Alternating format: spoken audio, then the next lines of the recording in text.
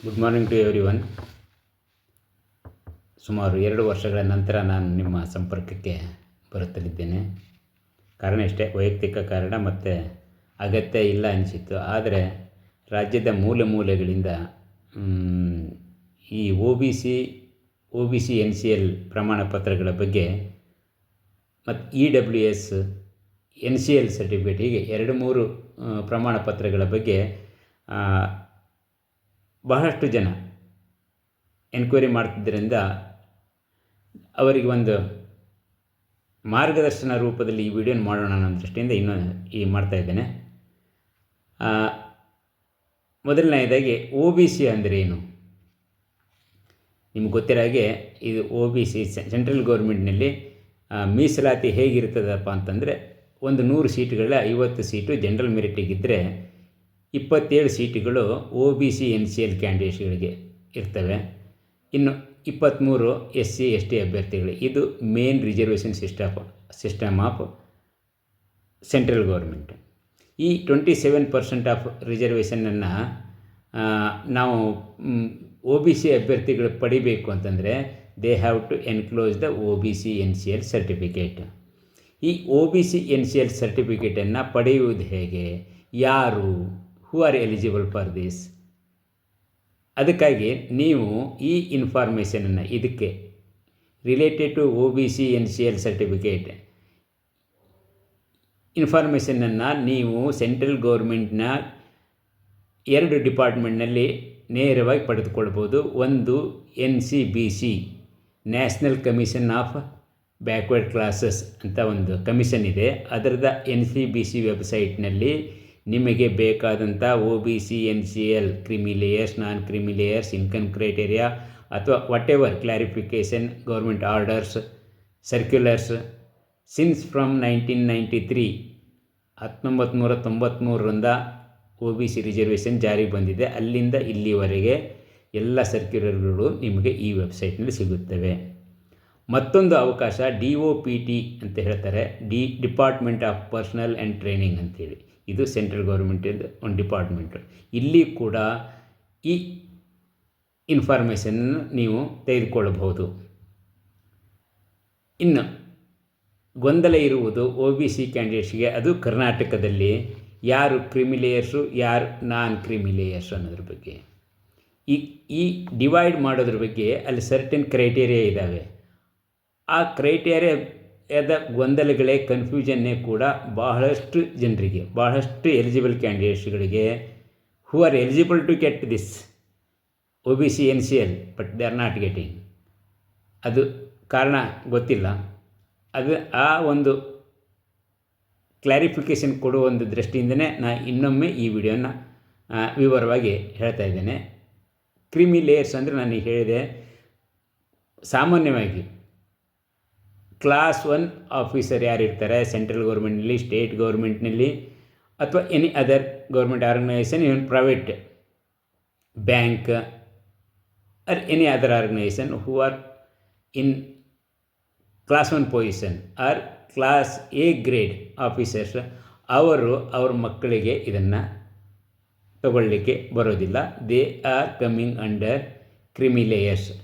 ಅವರನ್ನು ಬಿಟ್ಟರೆ government employees either in central government or state government or any other organisation, their children are eligible to this OBC NCL certificate.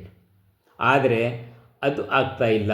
ಇಲ್ಲಿ ಕರ್ನಾಟಕದಲ್ಲಿ Karnataka reservation ಸಿಸ್ಟಮಿಗೂ reservation ಪಾಲಿಸಿಗೂ central reservation ಪಾಲಿಸಿಗೂ ಒಂದಕ್ಕೊಂದು ಸಂಬಂಧ ಇರುವುದಿಲ್ಲ. ಅಲ್ಲಿಯ ನಿಯಮಗಳೇ ಬೇರೆ, ಇಲ್ಲಿಯ ನಿಯಮಗಳೇ ಬೇರೆ.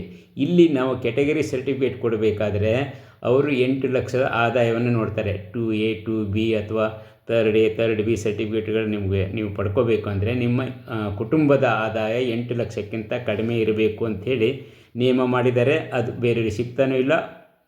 We cannot get it also. ಅದು ಸರಿ ಇರಬಹುದು, ಆದರೆ ಸೆಂಟ್ರಲ್ ಗೌರ್ಮೆಂಟಿಗೆ ಈ ಕ್ರೈಟೇರಿಯಾ ಅನ್ವಯ ಆಗೋದಿಲ್ಲ.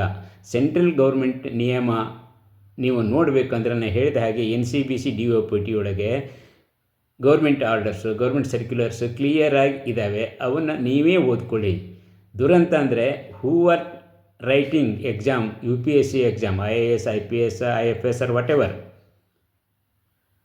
ಅವರು ಕೂಡ they are unable to get this certificate even though they are eligible to get this certificate. ಈ ಒಂದು ಪ್ರಮಾಣ ಪತ್ರ ಪಡೆಯುವುದಕ್ಕೆ ಅವರು ಅರ್ಹರಿದ್ದರೂ ಕೂಡ ಅವರಿಗೆ ಪಡೆಯಲಾಗ್ತಾ ಇಲ್ಲ. ಕಾರಣ ಅದಕ್ಕಾಗಿ ನಿಮ್ಮಲ್ಲಿ candidates who are trying for UPSC, I am requesting them, ನೀವೇ ಈ ವೆಬ್ಸೈಟ್ಗಳಿಗೆ ಹೋಗಿ ಸರ್ಕ್ಯುಲರ್ನ ಡೌನ್ಲೋಡ್ ಮಾಡಿಕೊಂಡು ನೀವೇ ಓದ್ಕೊಳ್ಳಿ, ನೀವೇ ಫೈಂಡ್ ಔಟ್ ಮಾಡ್ಕೊಳ್ಳಿ ನೀವು ಎಲಿಜಿಬಲ್ಲೋ ಏನೂ ಇಲ್ಲ. ನೀವು ಎಲಿಜಿಬಲ್ ಇದ್ದರೆ ಖಂಡಿತವಾಗಿ ನೀವು ಪ್ರಯತ್ನ ಪಟ್ಟು ತಗೊಳ್ಳಿ. ಈ ಒಂದು ಕನ್ಫ್ಯೂಷನ್, ಇಲ್ಲಿ ಗೊಂದಲಗಳಿದೆ, ಅವನ್ನು ಕ್ಲಾರಿಫೈ ಮಾಡೋದಕ್ಕೆ ನಾನು ಇದನ್ನು ಮಾಡ್ತಾಯಿದ್ದೇನೆ. ಇಲ್ಲಿ ಮೇನ್ ಒಂದು ನೋಡಿ, ನಿಮ್ಮ ಕಮ್ಯುನಿಟಿ ಫಸ್ಟು ಎಲಿಜಿಬಿಲಿಟಿ ನೋಡುವ. ನಾವು ಎಲಿಜಿಬಲ್ಲೋ ಇಲ್ವೋ ಅಂತ ನೋಡೋದಕ್ಕೆ ನಾವು ಈ ವೆಬ್ಸೈಟಿಗೆ ಹೋಗಿ ಸೆಂಟ್ರಲ್ ಲಿಸ್ಟ್ OBC ಅಂತ ಇದೆ, OBC ಸೆಂಟ್ರಲ್ ಲಿಸ್ಟ್ ಅಂತೇಳಿ, ಆ OBC ಸೆಂಟ್ರಲ್ ಲಿಸ್ಟ್ನಲ್ಲಿ ನಮ್ಮ ಕಮ್ಯುನಿಟಿ ಬರುತ್ತದೋ ಇಲ್ಲ ಅಂತ ಹೇಳಿ ನಾವು ಚೆಕ್ ಮಾಡ್ಕೋಬೇಕು.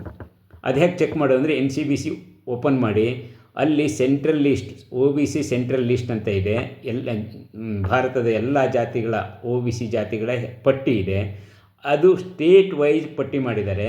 ನಾವು ಕರ್ನಾಟಕದ ಪಟ್ಟಿ ನೋಡಿ ನಮ್ಮ ಜಾತಿ ಅಥವಾ ನಮ್ಮ ಕಮ್ಯುನಿಟಿ ಅಲ್ಲಿ ಇದೆಯೋ ಇಲ್ಲವೋ ಅಂಥೇಳಿ, ಅದು ಇದ್ದರೆ, ನಮ್ಮ ಜಾತಿ ಅಲ್ಲಿ ಇದ್ದರೆ ಖಂಡಿತ ನಾವು ಮೊದಲ ಹಂತದಲ್ಲಿ we are eligible to get OBC certificate.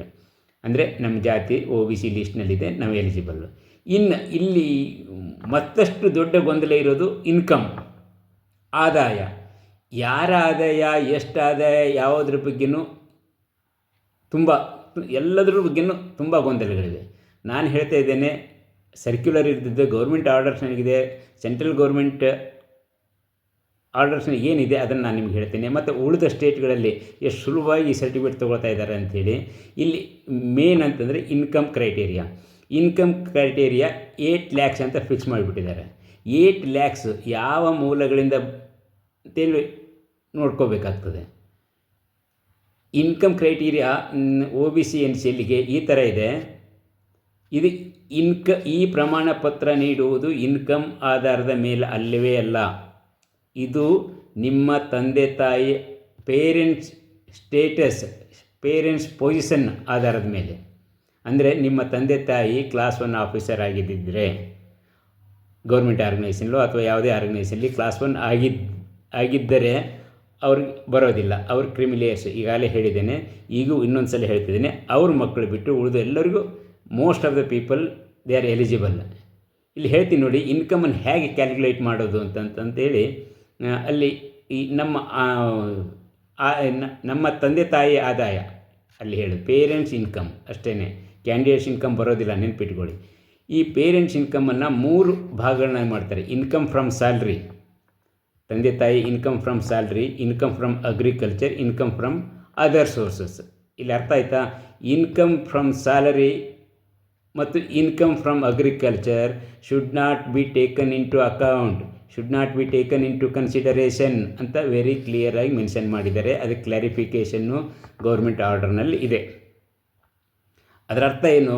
ನಿಮ್ಮ ಸ್ಯಾಲರಿ, ನಿಮ್ಮ ಕೃಷಿಯ ಆದಾಯ ಇವೆರಡನ್ನೂ ಹೊರತುಪಡಿಸಿ if you have more than 8 lakhs from other sources of income, ಈ 3ನೇ ಕಾಲಮ್ ಅದರ್ ಸೋರ್ಸಸ್ ಅಂತ ಬರ್ತದಲ್ಲ, ಅಲ್ಲೇನಾದರೂ ನಿಮ್ಮದು ಆದಾಯ 8 ಲಕ್ಷಕ್ಕಿಂತ ಜಾಸ್ತಿ ಇದ್ದರೆ ನಿಮಗೆ OBC NCL ಪ್ರಮಾಣ ಪತ್ರ ಸಿಗೋದಿಲ್ಲ ಅಥವಾ ನೀವು ಎಲಿಜಿಬಲ್ ಆಗೋದಿಲ್ಲ. ಇದು ವೆರಿ ರೇರ್ ಕೇಸಸ್ ಅಂತ ನನಗನ್ಸುತ್ತೆ. ಅದಕ್ಕಾಗಿ ನಾನು ಕರ್ನಾಟಕದ ಅಭ್ಯರ್ಥಿಗಳಲ್ಲಿ ಒಂದು ಹೇಳ್ತೀನಿ, ನಿಮ್ಮ ಇನ್ಕಮ್ ಬಗ್ಗೆ ಗೊಂದಲ ಬೇಡ. ನಿಮ್ಮ ಅಪ್ಪ ಅಮ್ಮ ಕ್ಲಾಸ್ 1, ಕ್ಲಾಸ್ 2 ಅಂತಂದರೆ if both the parents are class 2 there is some confusion. Otherwise remaining all people are eligible to get their certificate. ಇದು ಒಂದು ಭಾಗ. ಇನ್ನು ಎರಡನೇದು, ಇದರ ಯೂಜಸ್ ಏನು ಅಂಥೇಳಿ, ಈ ಪ್ರಮಾಣ ಪತ್ರ ಪಡೆಯೋದರಿಂದ ಸಿಗುವ ಪ್ರಯೋಜನ ಏನು, ಲಾಭಗಳೇನು ನೋಡಿ. ಈಗ ಸೆಂಟ್ರಲ್ ಗೌರ್ಮೆಂಟ್ನಲ್ಲಿ ಅಪಾಯಿಂಟ್ಮೆಂಟ್ ಚಾನ್ಸಸ್ ಜಾಸ್ತಿ ಇರುತ್ತೆ. ಯಾಕೆಂತಂದರೆ ಈಗ ಸೆಂಟ್ರಲೈಸ್ಡ್ ಆಗ್ತಾ ಇದೆ ಭಾರತ, ಹಾಗಾಗಿ ಅಪಾರ್ಚುನಿಟೀಸು ಸೆಂಟ್ರಲ್ ಗೌರ್ಮೆಂಟ್ನಲ್ಲೇ ಜಾಸ್ತಿ. ಅದಕ್ಕಾಗಿ ಕರ್ನಾಟಕದ ಅಭ್ಯರ್ಥಿಗಳು ಇಫ್ ದೇ ಅಪ್ಲೈ ಅಲ್ಲಿ ಚಾನ್ಸಸ್ ಇದೆ. ಅದು ರಿಸರ್ವೇಷನ್ ನಿಮ್ಮ OBC SC ST ಅಥವಾ EWS ಸರ್ಟಿಫಿಕೇಟ್ ಸರಿಯಾದ ಸರ್ಟಿಫಿಕೇಟ್ಗಳನ್ನ ಹಾಕಿದರೆ ನಿಮಗೆ ಸಿಗೋ ಚಾನ್ಸಸ್ ಜಾಸ್ತಿ ಇರ್ತದೆ. ಎಂಪ್ಲಾಯ್ಮೆಂಟಿಗಾದರೆ ಎಜುಕೇಷನ್ ನ್ಯಾಷನಲ್ ಇನ್ಸ್ಟಿಟ್ಯೂಟ್ ಈಗ ಜಾಸ್ತಿ ಇದ್ದಾವೆ ನೋಡಿ. ಈಗ ನ್ಯಾಷನಲ್ ಲೆವೆಲ್ನಲ್ಲಿ ಎಂಟ್ರೆನ್ಸ್ ಟೆಸ್ಟ್ಗಳಾಗ್ತಾ ಇದ್ದಾವೆ. ನೀಟ್, JEE ಮೇನ್, ಐಸರ್, ಹಾಗೆ ಬೇಕಾದಷ್ಟು ಎಂಟ್ರೆನ್ಸ್, ಪ್ರತಿಯೊಂದು ವಿಭಾಗಕ್ಕೂ ಒಂದು ಎಂಟ್ರೆನ್ಸ್ ಟೆಸ್ಟನ್ನು ಮಾಡ್ತಾಯಿದ್ದಾರೆ. ಸೆಂಟ್ರಲ್ ಎಲ್ಲ ಇನ್ಸ್ಟಿಟ್ಯೂಟ್ ಕೂಡ ಥ್ರೂ ಎಂಟ್ರೆನ್ಸ್ ಟೆಸ್ಟೇ ಅಡ್ಮಿಷನ್ ಸಿಗುತ್ತೆ. ನೀವು if you want to join national institutes like IIT, NIT, AIIMS, ಆಗ ಆಲ್ ಇಂಡಿಯಾ ಕೋಟಾದಲ್ಲಿ ಏನಾದರೂ ನಿಮಗೆ ಸೀಟ್ಗಳು ಬೇಕು ಅಂತಂದರೆ ನೀವು OBC NCLನ ಸರ್ಟಿಫಿಕೇಟ್ ಪ್ರೊಡ್ಯೂಸ್ ಮಾಡಲೇಬೇಕು. OBC ರಿಸರ್ವೇಷನ್ ನೀವು ತೊಗೊಳ್ಳೇಬೇಕಾಗ್ತದೆ. ಯಾಕಂದರೆ ಜನರಲ್ ಮೆರಿಟ್ನಲ್ಲಿ ಸೀಟನ್ನು ಪಡೆಯುವುದು ಸೆಂಟ್ರಲ್ ಗೌರ್ಮೆಂಟ್ನಲ್ಲಿ it is a very difficult task. ಅದಕ್ಕಾಗಿ ನೀವು ನಿಮ್ಮ ಪ್ರಯತ್ನಪಟ್ಟು ನಿಮ್ಮ OBC NCL ಅಥವಾ EWS ಸರ್ಟಿಫಿಕೇಟನ್ನು ತೆಗೆದುಕೊಂಡು ನಿಮ್ಮ ಅಪ್ಲಿಕೇಶನ್ ಜೊತೆ ಲಗತ್ತಿಸಿ ಇದರ ಪ್ರಯೋಜನ ಪಡಿಬೇಕು ಅಂಥೇಳಿ ನಾನು ನಿಮ್ಮಲ್ಲಿ ಹೇಳ್ತೇನೆ. Thank you.